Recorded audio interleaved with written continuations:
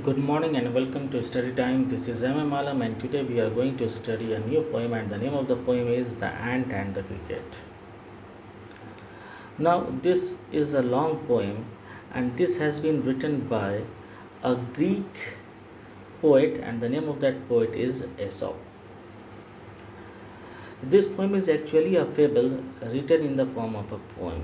Now what a fable is, fable F-A-B-L-E, fable is a short story in which animals behave like humans and convey a message. Since this poem is a long poem, so I have divided it into four parts. Now, in this poem, the ant and the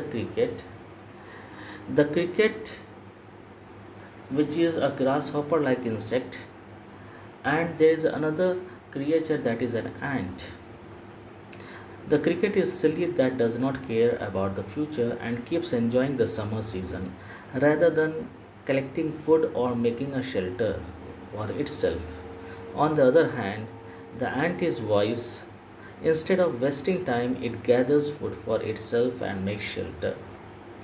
Now, let us begin it part wise. A silly young cricket accustomed to sing. Silly Silly means one who lacks sense. Accustomed to sings. Accustomed to means used to. Through the warm sunny months of gay summer and spring, gay, happy, began to complain when he found that at home his cupboard was empty and winter was come. Not a crumb to be found. Crumb here means a small piece of bread on the snow covered ground, nor a flower could he see, not a leaf on a tree. Now, in the first part, the poet is saying that there was a silly young cricket who was accustomed to sing during the spring and summer season. The poet calls spring and summer season gay because they are full of life. There is greenery everywhere. Food and water are in abundance.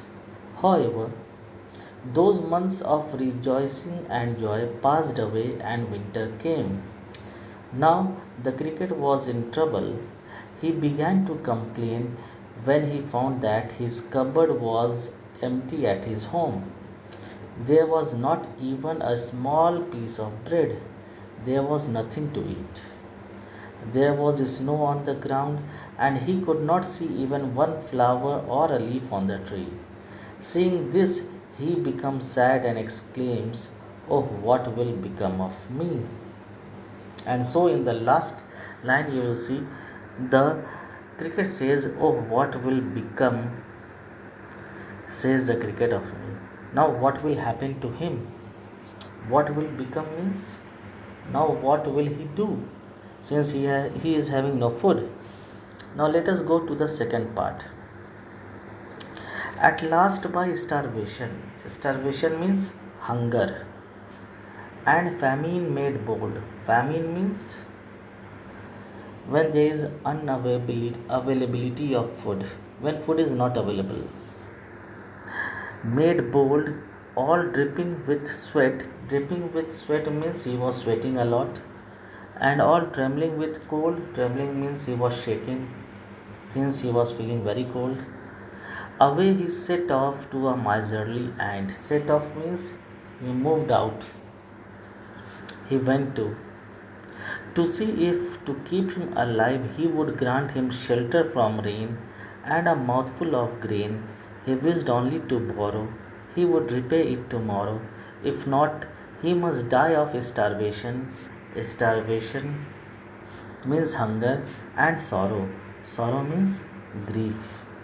Now, in the second part, the poet says that the cricket had not eaten anything and was starving with hunger. It mustered, gathered some courage, and moved to seek the help of a tiny ant. Miserly here refers to tiny ant, so that it could provide him a mouthful of grain, some food, and a shelter so that he could take rest in that rain.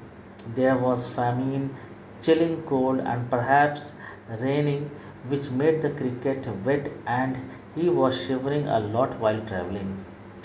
It requested the ant to lend it some food and shelter and promised to repay the next day, or else it will die because of chilling cold, hunger, and sorrow of not doing anything. Now let us move to the third part. Says the ant to the cricket, I am your servant and friend, but we ants never borrow, we ants never lend. But tell me, dear cricket, did you lay nothing by when the weather was warm? Quoth the cricket, not. Quoth means quoted. My heart was so light that I sang day and night, for all nature looked gay. Gay here means happy. Now, in the third part, the poet says that hearing to the cricket, the ant answers that it considered itself to be his servant as well as a friend. However, the ants never borrow anything from others nor lend anything. Saying this, the ant asks the cricket why did it not gather anything when the weather was warm during spring and summer. That is, that was the appropriate time for him to gather food. Hearing to the ant, the cricket replies that its heart was so light, that is, it was quite happy and did not care about the future. The cricket further says that it kept singing day and night, that is, all the time, as all nature looked very happy and joyful. He thought that the beauty of spring and summer, as well as abundance of food and shelter, will always remain there. He never cared about the future. And now let us go to the last part. You sang, sir, you say, go then, says the ant, and dance the winter away. Thus ending, he hastily lifted the wicket. Now dance the winter away here means go and pass away the winter. And he hastily lifted the wicket. Hastily means hurriedly. Lifted the wicket means ended the conversation. And out of the door turned the poor cricket. Poor little cricket. Folks call this a fable. Folks mean common people. Fable, a story. I will warrant it true. The poet says that he will tell that this story is true. Why? Some crickets have four legs and some have two. Now, see, in the fourth part, the poet says that listening to the cricket, the ant tells him that he was singing and enjoying during the spring and summer. Now, he should do the same and the winter will go away. Saying this, the ant hastily lifted the wicket, that is, quickly ended the conversation and pushed the poor cricket out of the door. In the last two lines, the poet says that folks, that is, the common people, call the story of an ant and the cricket a fable, that is, an untrue story. However, he thinks that the story is quite true because there are many crickets with four legs as well as with two. Four legs, I mean insects like cricket who have four legs and they do not care about future, and with two legs there are humans. So two-legged creature here is humans, and they also do not care about their future and repent when the time is gone. So finally we can say that the author, that is the poet, wants to tell the people that we should be cautious about our future and we should plan a bit for our future. So I hope you have enjoyed this poem. If you haven't subscribed my channel, kindly subscribe it and press the bell icon so that you can get further updates. Thank you.